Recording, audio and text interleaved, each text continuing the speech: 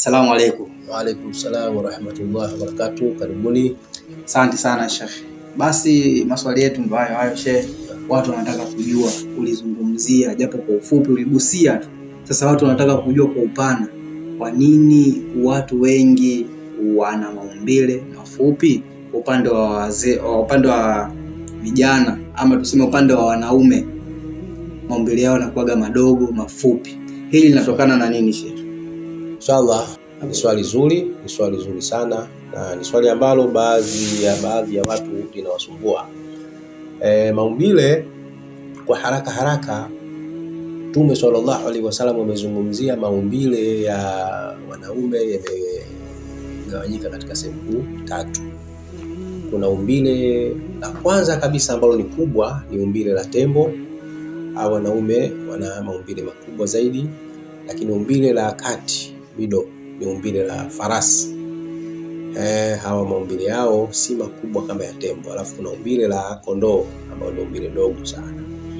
Sasa umbile la kondoo ni umbile dogo ambalo tunaweza tukasema kwa mfano wa vidole hivi, linaweza likatoka hapa mpaka hapa. Hili ni umbile la kondoo. Au kama lishakuwa limezidi kidogo sana, labda hivi kaongezeka hivi, ni umbile la kondoo. Sasa umbile hili likiwa chini ya hapa, kwa maana huyu mwanaume hata kama atakuwa anafanya tendo la jimai, mkewe hawezi akamridhisha. Hawezi akamridhisha kwa sababu umbile yake yako chini ya kiwango kinachohitajika kitaalamu. Sasa hii inatokana nini? Kuna changamoto nyingi. Kuna watu ambao wana maradhi yale yanayosababishwa na akili, ambayo inavuta mishipa dhaka linakwenda rudi nyuma. Lakini wengine nao ni maumbile tu, inaweza kawa kama ni maradhi yanakuwa yanasinyaa, ni tatizo ambalo linaweza likapatiwa tiba. Lakini wengine wanatokana na tabia za kufanya ile masturbation. Vijana wakifika katika kipindi cha machwa, kipindi cha baligh, basi wanakuwa zile tamaa za kimwili zinakuwa zinawasukuma. Wako ambao wanashindwa kuvumilia, anaweza akaamua akaenda akawa anajichua. Kitendo cha kujichua kinasababisha maumbile yanakuwa yanafinyaa, yanakuwa ni madogo. Kweli Mungu alimuumba katika namna ambayo iko sawa, lakini yeye kutokana na tabia zake zile zinasababisha ile maumbile yanakuwa yanasinyaa.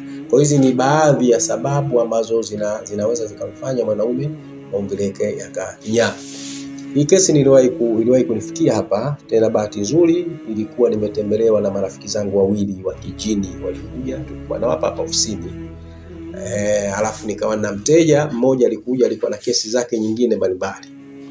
Sasa baada ya kumalizana kesi zake, yule bwana alikuwa hawaoni hawa, lakini mimi nilikuwa nawaona kwa sababu alitangulia kabla yule bwana hajaja. Alipokuja yule bwana, ndio tukawa tunaendelea na kesi zake, tukawa namsikiliza. Sasa akauliza swali juu ya changamoto. Akamwambia, shehe bwana, mimi nasumbuka na tatizo la maumbile yangu, kila leo naona yanafinyaa, yanakuwa madogo. Sasa shehe, unaweza ukanisaidiaje? Basi mimi sikumjibu. Mimi niligeuka nikawaangalia rafiki zangu hawa, lakini moja katika wale majini alikuwa mmoja ni daktari mkubwa, ni bingwa katika masuala ya matibabu. Nilipomwangalia yule, wala kupepesa macho, akatolea maelekezo dawa ya kutibu tatizo hili. Dawa aliyoelekeza, na nakuelekeza wewe ndugu yangu, kaifanye hii, utaona maajabu makubwa. Nenda akachukue iriki. Hii iriki hii ambayo tunatumia kama kiungo, sawa? Tia katika chupa kubwa, upate chupa kama lile la lita 1, lakini iwe chupa ya kioo ambayo inaweza kawa ile ujazo wa lita 1. Ukipata zaidi itakuwa ni bora zaidi. Chupa ya kioo, tia iriki zile ndani. Ima umezisaga au umetoa mbegu zake au ziko vile nzima. Tia, jaza katika ile chupa, ifike paka katikati, nusu ya chupa. Alafu chukua mafuta ya zaituni, sawa? Upate mafuta ya zaituni au upate mafuta ya ufuta, sawa? Yale mafuta ya simsim, au upate olive oil. Jaza paka juu. Ukishajaza paka juu, lile chupa sasa usianze kutumia. Lichukue, tafuta sehemu ambayo panapikwa kwa kutumia kuni. Chimba katikati pale. Kisha chimba katikati, ile chupa ifukie pale kwa kuisimamisha hivi. Ukishaifukia pale paendelee kutumika kupikiwa. Kila siku wao wanaendelea kupikia. Angalia kwa muda wa siku 60. Siku 60 ifikie pale ndani ya miezi 2. Alafu njoo ifukue. Ukishaitoa ile chupa basi yale mafuta yake tumia kwa kujichua hivi. Yana maajabu makubwa sana. Kwanza utakuwa na nguvu za ajabu, alafu utakuwa kila unapozidi kuchua yale maumbile yako unaona yanazidi kukua makubwa.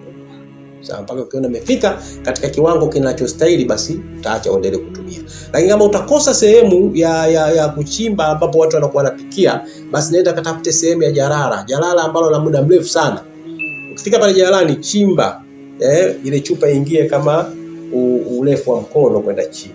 Kwenye taka zile ifikie, weka alama yako pale kwa sababu kwenye jalala kuna joto kali na utakiwa joto lile la viwango vile. Fikia pale, ukishafikia pale iache kwa siku hizo tena 60. Siku 60 zile katika jalala ukishafukua basi unatumia matumizi ni yale. Unachukua tu mafuta ile kiasi kidogo, unakuwa unaichua kwa kuivuta ile dhakari taratibu sana. Unakuwa unaivuta hivi kila siku, unaivuta. Unaweza kutumia kwa muda wa dakika 5 mpaka 10. Labda asubuhi, ukipata muda jioni, lakini kama utakosa muda kwa siku hata kuifanya mara moja, itakuletea matokeo bora tu wala haina shida. Isipokuwa utaanza nayo taratibu kwa uwezo wa Mwenyezi Mungu, ukafanya kila siku utaona matokeo makubwa sana. Tatizo litakuwa limekwisha kabisa.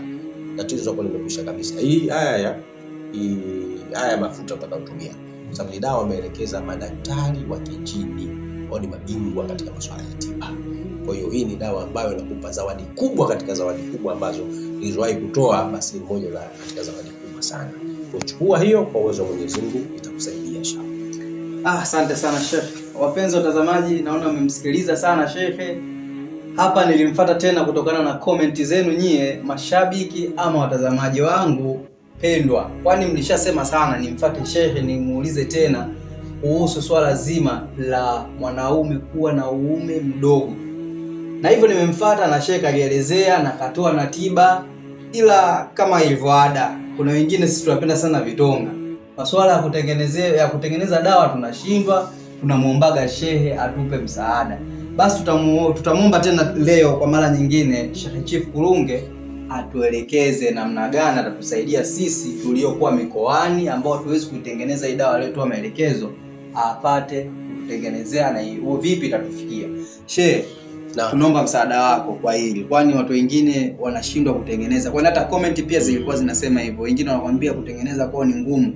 Na ndio maana napendaga sana kwenye video zako niweke na namba zako, watu wakutafute, na imani watu watakuwa nakusumbua sana. Sheikh, na leo naomba utoe muongozo juu ya hii dawa. Mashabiki zangu itawafikiaje?